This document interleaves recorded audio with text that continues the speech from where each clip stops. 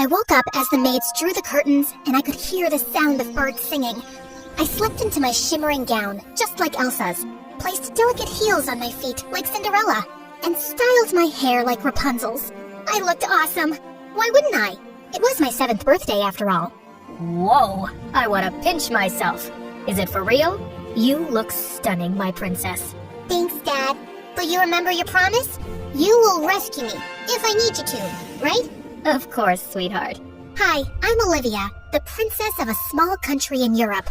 Dad threw a grand party for my birthday, and everyone was stunned to see how pretty I looked. Oh my god, the princess came straight from heaven.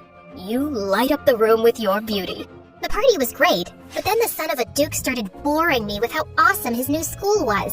He went on, and all I wanted to do was return to my baggy jeans and hoodie and continue playing Minecraft. So, I gave Dad a signal, our secret signal. I coughed once and then rubbed my nose, and just like that, Dad came to my rescue. The princess needs her rest, don't you, darling? Yeah, I do need it, real bad. Yep, my dad was the best. He spoiled me rotten, and for him, my happiness was everything. My aunt asked him why he spoiled me, and he had the best reply. I'm her father, not just her king. Olivia is strong and wise, and her life is her own to decide. I only want her to be happy.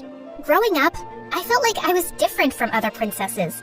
I mean, how many princesses do you know who got to go to a normal school, stay up late playing video games, feed their pets, and give them baths? I could go out and play with kids and just be myself.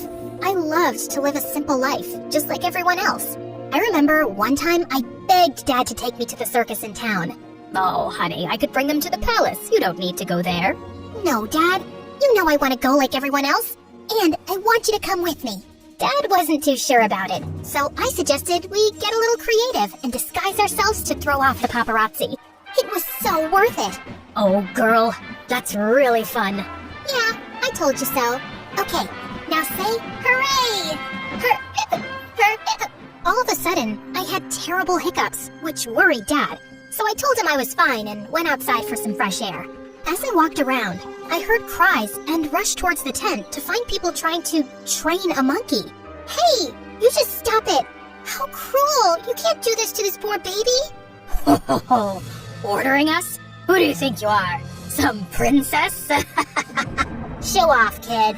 I ran away not because I was scared, but because I wanted Dad to know about it. And later, he dealt with it. But I remained upset for days, just imagining how that poor animal must have felt. One day, I heard some kids playing in my garden. When I went to check, I learned they were twins, Sophia and Ted. Their parents were friends of Dad's, and he promised to take care of them now that they had lost everything. The twins and I got along great.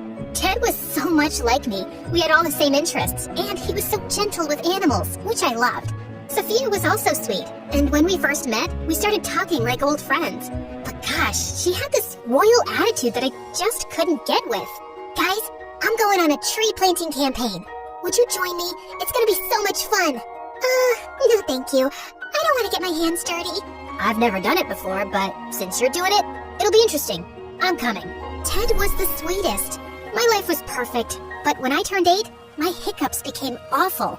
And to make things worse, my eyes started to twitch. Dad was worried and took me to a doctor, and it turned out that I had Tourette's syndrome. Even though I tried my best to control the tics, sometimes I just couldn't.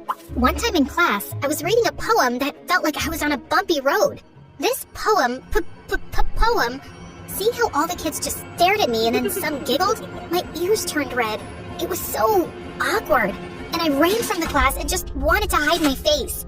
But Ted followed me. Olivia, don't sweat it. Don't let this little thing put you down. Show the world you're not scared to take on whatever comes your way. Nobody's perfect, and that's okay.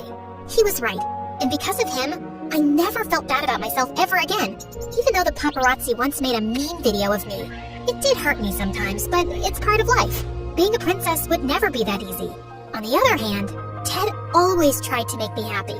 He gave me cards every day. That's the weirdest thing he always did. That's so cute, Ted. But nowadays, no one makes cards. But I always have time for you. You know I care about you the most. Oh, come on. That's a little overdramatic. Just because I don't make Olivia one card every day means I care less about her? And then the twins started to fight, like always. I immediately came between them and stopped them from bickering because it could easily turn into a war.